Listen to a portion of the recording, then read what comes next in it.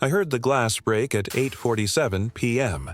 It was a small sound, the specific sharp crack of a water glass on marble, the kind of sound that happens in hotel dining rooms and that everyone at the table pretends not to notice because noticing it would require acknowledging that the busboy clearing the appetizer plates had made a mistake, and acknowledging that would require deciding how to respond to it. And most people, in my experience, would rather not be required to decide anything they have not already decided. I was not going to notice it. I was in the middle of a dinner that I had spent 3 weeks arranging, and I was not going to allow a broken glass to interrupt the momentum of what had been, by my assessment, the most promising of the 12 introduction dinners I had hosted over the past 18 months. The man across the table from my son Marcus was 34 years old, charming, recently successful in a way that suggested the success was going to compound, and from a family in Alpharetta with the kind of background that I associated with the word stability in the specific way I had always used that word, meaning reliable, meaning established, meaning the opposite of the world I had grown up in. I was not going to notice the broken glass. Then I noticed my son's face. Marcus was looking toward the entrance of the private dining room. I turned. A man in a facilities uniform had appeared. Not a busboy, someone older, someone who moved through the space with the specific authority of a person who was responsible for it. He said something to the busboy that I could not hear from the table. The busboy's expression changed, the mortification replaced by something closer to relief. The man in the facilities uniform crouched down with a dustpan and began to collect the glass from the marble floor. Marcus watched him.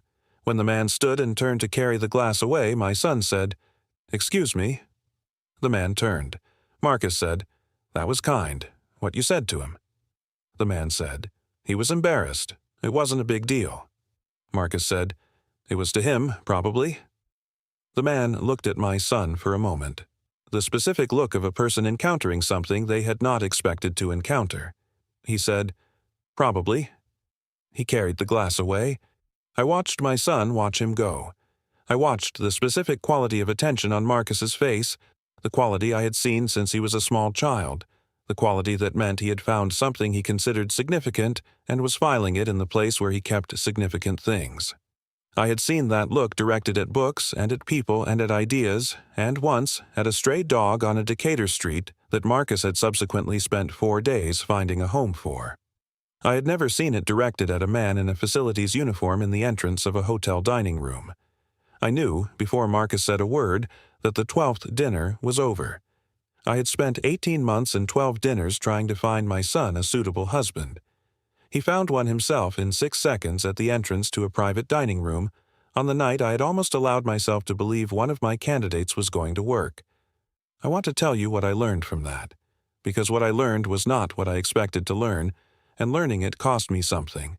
And the thing it cost me was something I did not know I was still carrying until my son helped me put it down. Let me tell you who I am, so you understand what 18 months of introduction dinners meant to someone like me. My name is Caroline Ashworth. I grew up in Decatur, Georgia, 4 blocks from the MARTA station, in a house that my mother Rose kept the way she kept everything in her life, which was with complete attention and very limited resources. My mother cleaned hotel rooms for 30 years. She left the house before 6 every morning and came home after 4 every afternoon, and she made the house we lived in feel, through some specific alchemy of her attention and her love, like a place that was entirely sufficient. I did not experience it as sufficient. I was 14 years old, and I had decided, with the specific clarity that 14-year-olds can achieve when they are paying attention to the right things, that I was going to build something so large and so unassailable that no one in my family would ever have to do what my mother did. Not because what my mother did was shameful. I want to be precise about this because I was not precise about it for a long time, and the imprecision cost me things I am still accounting for. My mother's work was not shameful. What she did to raise me was the furthest thing from shameful. What I could not bear was the exhaustion. The specific exhaustion of 30 years of labor that never accumulated into anything permanent, of work that was done, and then undone, and then done again without end. I could not bear watching her come home tired in a way that did not resolve with sleep. I decided I was going to build something that accumulated, something that compounded, something that once made, stayed made. I went to Spelman College on an academic scholarship in 1984. I studied economics and finance and worked 3 jobs and graduated in 4 years and went directly to work at a financial firm in Atlanta that was willing to hire a black woman from Decatur who had graduated near the top of her class and who was willing to work harder than anyone else in the building, which I did for 8 years before I had enough knowledge and enough contacts and enough quietly accumulated reputation to start Ashworth Capital Partners in 1996. I built it over 27 years into a private equity firm with $2.3 billion under management. I am not telling you this to impress you. I am telling you this so you understand what I had built around myself by the time Marcus was born, what walls I had constructed, what language I had learned to speak, what world I had decided was the world that mattered. I had built a world in which certain things meant success and certain things meant its absence, and the categories were very clear to me, and I had organized my life accordingly. James had married me anyway. James Ashworth was the man I married in 1991, the man who had proposed to me in Piedmont Park in October 1990 with a thin gold ring that had cost him 3 months of his construction worker's salary and that I had said yes to before he finished the question. He was the specific kind of man who did not organize the world the way I did, who did not have categories for sufficient and insufficient, who did not see the exhaustion in my mother's face as something to be defeated, but as something to be honored, who looked at every person in every room with the same quality of attention regardless of what they were wearing or what they did for a living. He died in February 2010 of a heart attack. He was 44 years old. Marcus was 17. I had continued to build Ashworth Capital Partners after James died. I had not known what else to do. The building was what I knew how to do. The building was where I knew who I was. Marcus had grown into someone who had his father's eyes and his father's way of looking at the world and his father's specific quality of moral attention, which was what I called it because I did not have a better name for it. The quality of noticing what was actually happening to people and responding to it directly and without performance. He had also my intelligence and my capacity for hard work, which he applied to teaching high school history at a public school in Southwest Atlanta. I had accepted this. I want to be honest. I had accepted it the way you accept something that you cannot change, which is not the same as accepting it fully. I had wanted different things for him, not better things. I understood that Marcus's work was important work. I had wanted things that looked different, things that accumulated the way I had accumulated things. What I had not accepted, as he moved through his 20s, was the idea of him spending his life with someone who did not have the kind of standing that I associated with stability. And so I had done what people like me do when they have resources and a goal. I had applied the resources to the goal.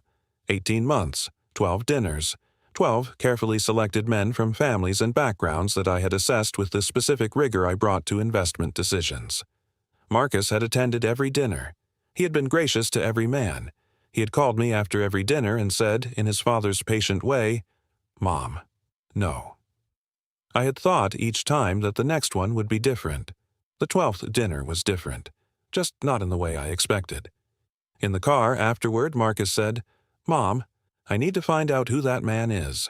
I said, "Marcus." He said, "I know what you're going to say." I said, "You don't." He said, "You're going to say I'm being impulsive." I said, "I was going to say, I'll find out who he is. I know the hotel manager." Marcus looked at me. I said, "I watched your face. I know what I saw." He was quiet for a moment. The Atlanta night was doing what Atlanta nights did in June. Warm and specific. The particular quality of a southern city in summer that was not comfortable exactly, but was alive. The Buckhead streets were lit and moving, the kind of urban activity that I had once found evidence of arrival, and that Marcus seemed to find simply the city he lived in. He said, "Dad would have asked the same question." I said, "Your father would have asked it 6 seconds sooner." Marcus smiled. He had James's smile, the one that arrived without warning and that had the specific quality of something genuine rather than performed. He said, "Will you actually find out?" I said, "I will call Roger Hutchins in the morning." Roger Hutchins was the general manager of the Whitley. He had managed 3 of our corporate events in the past 2 years and knew that when Caroline Ashworth asked for something, The something was provided efficiently and without unnecessary questions. By 9 the following morning, I knew that the man's name was Daniel Reyes, that he was 27 years old, that he had been the facilities manager at the Whitley for 2 years, that he was, by every account Roger could offer without crossing professional lines, excellent at his job and well regarded by his team. I gave the information to Marcus. Marcus went to the hotel and found Daniel and introduced himself. He told me about it that evening. He had walked up to Daniel in the lobby of the Whitley on a Tuesday morning, introduced himself by name, explained with complete transparency who his mother was and what the previous evening's dinner had been and why he was there.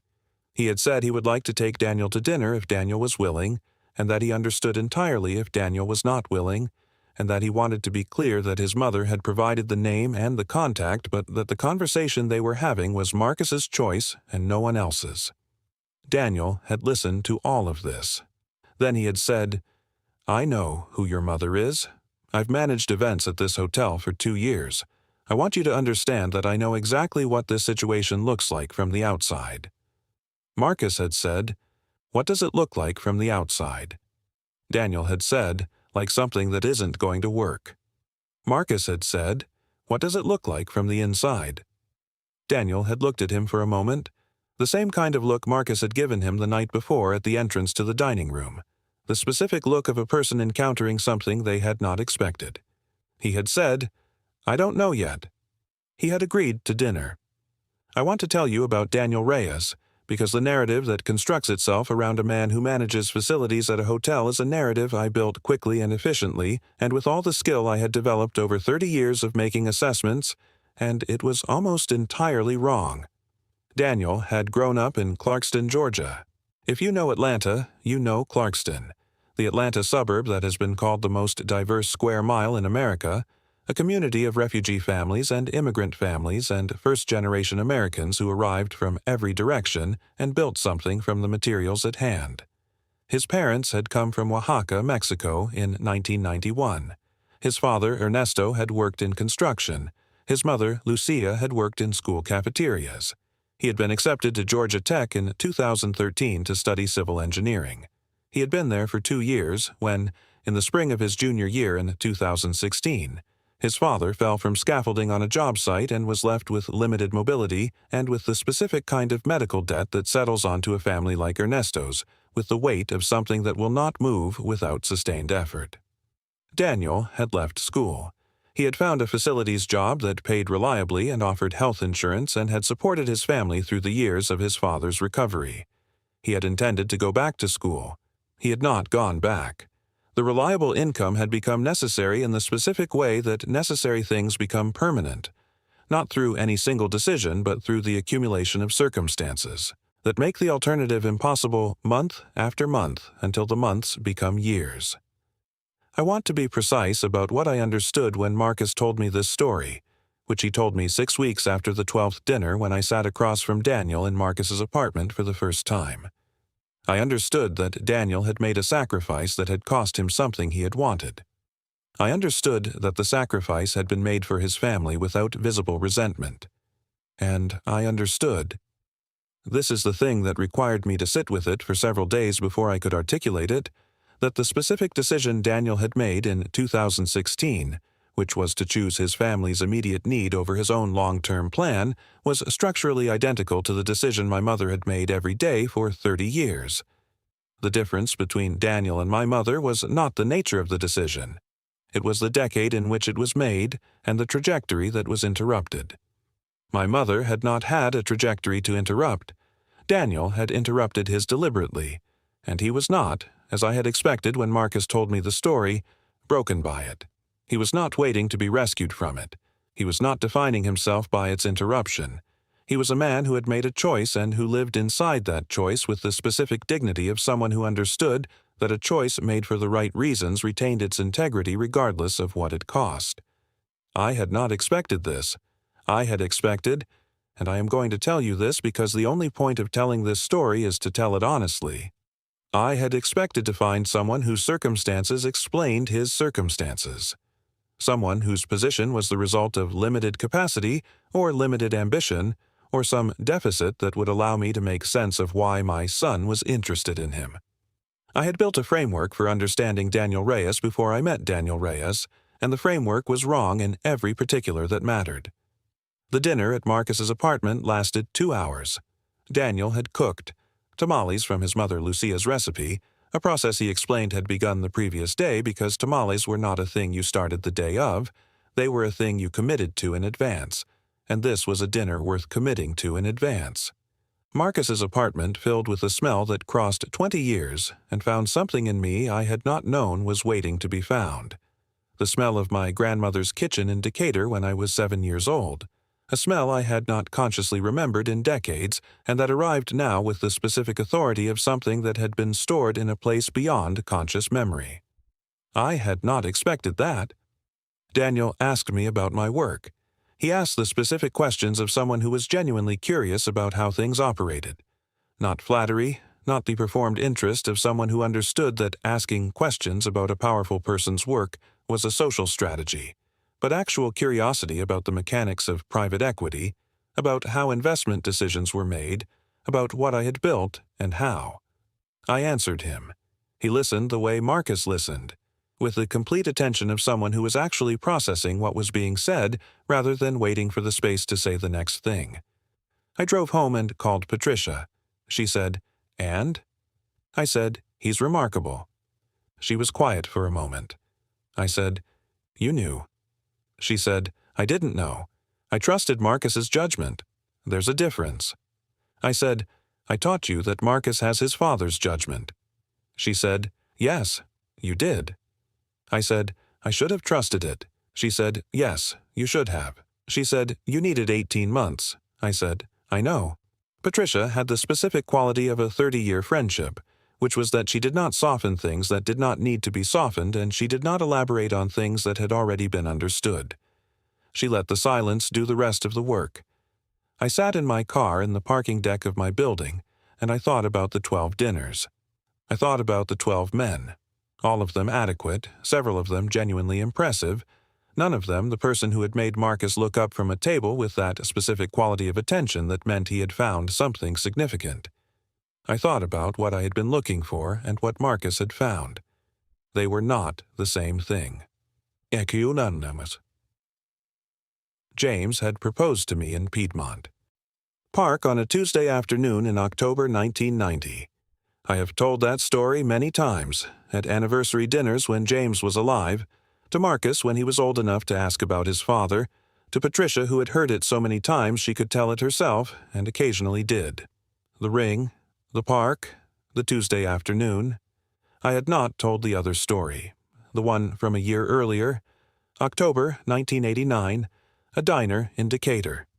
James and I had been together for 6 months. We were both 23 years old, and we had nothing in the specific way of people who are 23 and have not yet built anything. No savings, no career, nothing established. We were at a corner table with coffee and pie and the specific quality of being entirely present in an ordinary moment that I associated, looking back, with being young in a way that I had not allowed myself to be young for very long. The waitress at the next table knocked over a coffee. It was an accident. Clearly an accident. The kind of thing that happened in diners 100 times a day. She apologized. The man at the table said something to her that was not an accident. Something designed to make her feel the size of her mistake rather than the ordinariness of it. Something that used the authority of the customer to make the waitress understand her position. James had looked at the man. He had not raised his voice. He had said quietly and without drama, "She's doing her job. It was an accident." The man had looked at James. James had held the look without aggression and without backing down, the specific combination that meant he was not going to move and was not going to escalate. The man had looked away. James had turned back to his coffee. He had not said anything else about it. He had not performed the moment or explained it or invited me to admire him for it. He had simply seen something that was wrong and said something about it and moved on, the way you moved on from things that were simply the right thing to do. I had fallen in love with James Ashworth in that diner on that October Tuesday. Not because of the gesture, or not only because of it, because of what the gesture revealed about how he saw the world, because of what it told me about who was visible to him and who was not, because of the specific thing it said about the kind of man he was going to be in private, where no one was watching, in the ordinary moments that were actually where character lived. I had not thought about that diner in years. I had not thought about it until my son said, in the entrance of a private dining room in a Buckhead hotel, "That was kind, what you said to him." And I had understood, in the way that understanding sometimes arrived, not gradually but all at once, that Marcus had seen the same thing in Daniel Reyes that I had seen in James Ashworth in a Decatur diner in 1989. The same specific quality, the same visibility of the people that other people made invisible, the same absence of performance. Marcus had his father's judgment. I had always known this. I had simply not understood, until that evening in June, what his father's judgment was actually for. Marcus came to my house in November 2023. He sat at the kitchen table and he said he wanted to ask Daniel to marry him. He said he wanted to use his father's ring if I was willing. I went to the bedroom. I went to the jewelry box beside my bed. I had not opened that particular drawer I had to think about it, in at least 4 years. The ring was there, in the small velvet pouch where I had put it in 2010, where it had been for 13 years. I took it out. I sat on the edge of the bed with the ring in my hand. It was a simple ring, a thin gold band with a small round diamond, not a wealthy man's ring, not the ring I had been given by a man who had anything. The ring James had bought with 3 months of construction wages because it was what he had, and he wanted to give me what he had. I had worn it for 19 years. I had taken it off when James died, and I had not known then what I was going to do with it, and I had put it in the drawer, and 13 years had passed. I went back to the kitchen. I put the ring in Marcus's hand. I said, "Your father would have liked him." Marcus said, "I know." I said, "He would have liked him for the same reason you do, because of what he said to that busboy." Marcus said, "Yes." I told him about the diner, about October 1989, about the waitress and the coffee and the man at the next table and what James had said, quietly and without drama, and how I had never told anyone the story before tonight. Marcus listened to it the way he listened to everything, completely, without interruption. When I finished, he was quiet for a moment. He said, "Why didn't you ever tell me that story?" I said, "Because I didn't understand until tonight why it mattered." He looked at me. I said, "I forgot that I fell in love with your father before we had built anything, before either of us had anything except who we were." Marcus closed his hand around the ring. He said, "Mom." I said, "Ask him." Marcus asked Daniel on December 14th, 2023. I know the date because Marcus called me at 7:43 p.m. and said 2 words. He said yes. I sat in my kitchen and cried in the specific way I had not cried since James died. Not from grief, from the specific quality of an emotion that does not have a clean name, that is gratitude and love and something like relief at having been wrong about something important and having the wrongness corrected before it cost you something you could not get back. Patricia called 20 minutes later. She had heard from Marcus. She said, "How are you?" I said, "I'm good. I'm very good." She said, "You're crying." I said, "I'm good and I'm crying.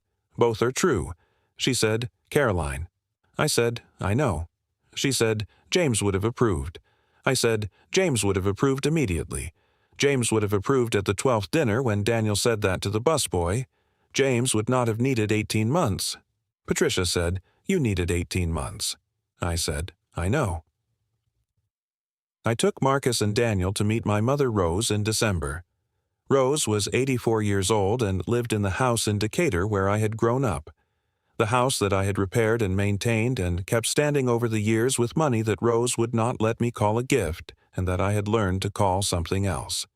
She was sharp and direct and had the specific authority of a woman who had done difficult things for a long time and who had no patience for performances of any kind. She shook Daniel's hand. She looked at him. She said, "You work at a hotel." Daniel said, "Yes, ma'am. Facilities manager." Rose said, "I cleaned hotel rooms for 30 years. Daniel said, "I know. Marcus told me." Rose said, "Did he tell you why his mother built her company?" Daniel said, "So you wouldn't have to anymore." Rose looked at me. She looked at Marcus. She looked at Daniel. She said, "Come in and sit down. I made something."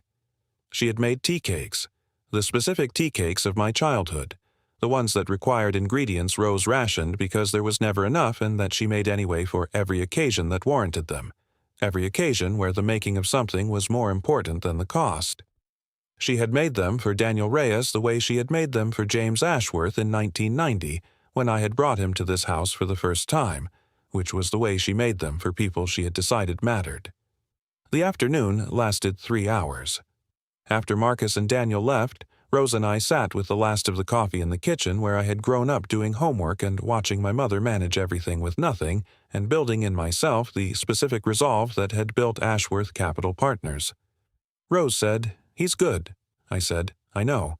She said, "He knows what work is, the real kind." I said, "I know." She said, "Your father would have liked him." I said, "Marcus's father would have liked him." She said, "Both of them." A pause. "Caroline?" I said, "Yes." She said, "You know what you spent 30 years trying to give Marcus?" I said, "Everything." She said, "No." She wrapped both hands around her coffee cup the way she had always held it, the way I had watched her hold it 10,000 mornings and evenings in this kitchen. "You spent 30 years trying to give him choices, and he made one. It just doesn't look the way you expected." I looked at my mother, 84 years old, in the kitchen of the house in Decatur, the house where I had learned what I was afraid of and decided what I was going to do about it, the house that had turned out to contain, all along, everything I had been trying to build toward. I said, "No, it doesn't." She said, "Does it look wrong?" I thought about Daniel at Marcus's apartment with Lucia's tamales. I thought about Daniel at the entrance to the private dining room, quietly and without drama, saying he was embarrassed. It wasn't a big deal. I thought about James in the Decatur diner in 1989 saying she's doing her job. It was an accident. I thought about Marcus's face in the car afterward, the ring closed in his hand, saying, "Ask him." I said, "No, it doesn't look wrong." Rose nodded. She refilled her coffee cup. She said, "Good, then stop looking for the wrong in it." Marcus and Daniel are getting married in September. I am paying for the wedding. This was not a negotiation. Marcus had not intended to allow it, and Daniel had not expected it, and I had simply called the venue and made the arrangements and presented both of them with the specifics as information rather than a question, which was the way I had operated for 30 years, and which Marcus recognized immediately as a form of love, even if it was also a form of control. Daniel had looked at Marcus when I told them. Marcus had said, "This is how she says she's happy for us." Daniel had said, "Then thank you, Caroline." He had been calling me Caroline since the first dinner at Marcus's apartment. Not Miss Ashworth, not anything deferential, Caroline. In the specific way of a person who had decided that using my name was how you treated someone as an equal rather than as an authority, which was a decision that had taken me approximately 3 days to appreciate and that I now found entirely correct. I have been wrong about things before. I have made investments that did not return what I projected, and I have assessed situations incorrectly, and I have missed things that in retrospect were visible if I had been looking with the right kind of attention. I am not unfamiliar with being wrong, but this wrongness was different. 18 months and 12 dinners and every resource I had applied to finding something that was not the right thing. This wrongness required me to look at something I had not wanted to look at, which was the part of my framework for the world that was not about Marcus's happiness at all. It was about my own fear, the specific fear of a woman who grew up watching her mother come home exhausted, who built an empire to make that exhaustion stop, and who had then looked at every person who came near her son through the lens of whether they could insulate him from the world she had come from. I had been trying to protect Marcus from Decatur. Marcus had found his way back to everything that Decatur had actually given me. The understanding that character lived in the ordinary moments, that the people who showed up without performance were the people worth keeping, that love was visible not in the grand gestures, but in what you said quietly to a stranger who was embarrassed in a hotel entrance on a Tuesday night. My son showed me this. I am grateful that he was patient enough to wait until I could see it. I want to ask you something before you go. Have you ever been certain you knew what was right for someone you love? Absolutely certain, with every good intention, and then watched them choose something different and discovered that their choice taught you something about yourself that you had not been willing to learn? Not just about them, about you, about what you were really afraid of underneath all the good intentions. Tell me about it in the comments. I read every one. If this story stayed with you today, share it with one woman who needs to hear it. You already know who she is, and if you're new here, subscribe. Every week, a story like this one. Real choices, real consequences, the kind that stay with you.